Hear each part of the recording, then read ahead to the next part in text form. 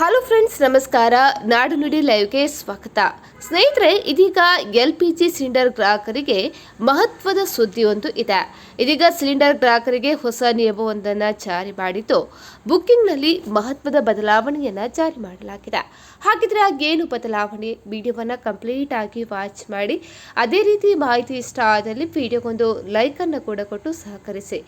ಜಾಗತಿಕವಾಗಿ ಇಂಧನ ಪೂರೈಕೆಯಲ್ಲಿ ಏರಿಳಿತಗಳಾಗಿದ್ದರೂ ದೇಶದ ಗ್ರಾಹಕರಿಗೆ ಅಡುಗೆ ಅನಿಲದ ಕೊರತೆಯಾಗದಂತೆ ಕೇಂದ್ರ ಸರ್ಕಾರ ಭರ್ಜರಿ ಪ್ಲಾನ್ ಒಂದನ್ನು ಮಾಡಿದೆ. ಡಿಜಿಟಲ್ ನೀತಿಗಳ ಅಡಿಯಲ್ಲಿ ಈಗ ಆನ್ಲೈನ್ ಬುಕ್ಕಿಂಗ್ ಪ್ರಮಾಣ ಕೂಡ 98ಕ್ಕೆ ತಲುಪಿದ್ದು, ವಿತರಣಾ ವ್ಯವಸ್ಥೆಯಲ್ಲಿ ಪಾರದರ್ಶಕತೆಯನ್ನು ತರಲು ಹೊಸ ನಿಯಮಗಳನ್ನು ಜಾರಿಗೆ ಮಾಡಿದೆ. ಹಾಗಿದ್ರೆ ಏನು ಆ ಹೊಸ ನಿಯಮಗಳು? ಮೊದಲನೇದಾಗಿ ಡೆಲಿವರಿ ಅಥರೈಸೇಷನ್ ಕೋಡ್ ಕಡ್ಡಾಯ. ಇನ್ಮುಂದೆ ಗ್ಯಾಸ್ ಸಿಲಿಂಡರ್ ಮನೆ ಬಾಗಿಲಿಗೆ ಬಂದಾಗ ಬರೀ ಹಣ ಕೊಟ್ಟರೆ ಸಾಕಾಗಲ್ಲ. ನಿಮ್ಮ ಮೊಬೈಲ್ ಸಂಖ್ಯೆಗೆ ಬರುವಂತ ಡೆಲಿವರಿ ಅಥರೈಸೇಷನ್ ಕೋಡ್ ಅನ್ನು ತೋರಿಸುವುದು ಕಡ್ಡಾಯ ಆಗಿದೆ. ಈ ಕೋಡ್ ಪರಿಶೀಲನೆಯಾದ ನಂತರವೇ ಡೆಲಿವರಿ ಬಾಯ್ ಸಿಲಿಂಡರ್ ಹಸ್ತಾಂತರ ಮಾಡ್ತಾರೆ. ಇದರಿಂದ ಸಿಲಿಂಡರ್ ಬೇರೆಯವರ ಪಾಲಾಗುವುದು ಕೂಡ ತಪ್ಪುತ್ತೆ. ಇನ್ನು ಕರ್ನಾಟಕದಂತ ರಾಜ್ಯಗಳಿಗೆ ಕೆಲಸಕ್ಕಾಗಿ ಬರುವ ವಲಸೆ ಕಾರ್ಮಿಕರಾಗಿ ಸರ್ಕಾರ ಇದೀಗ 5 kg ಸಿಲಿಂಡರ್ ಅನ್ನ ದಾಸ್ತಾನು ದ್ವಿಗುಣಗೊಳಿಸಿದೆ. ಬ್ಯಾಚುಲರ್ಸ್ ಮತ್ತು ಸಣ್ಣ ಕುಟುಂಬಗಳಿಗೆ ಇದು ಅನುಕೂಲಕರವಾಗಿದ್ದು, ಈಗಾಗಲೇ 69,000ಕ್ಕೂ ಹೆಚ್ಚು ಇಂತಹ ಸಣ್ಣ ಸಿಲಿಂಡರ್ಗಳು ಕೂಡ ಮಾರಾಟವಾಗಿದೆ.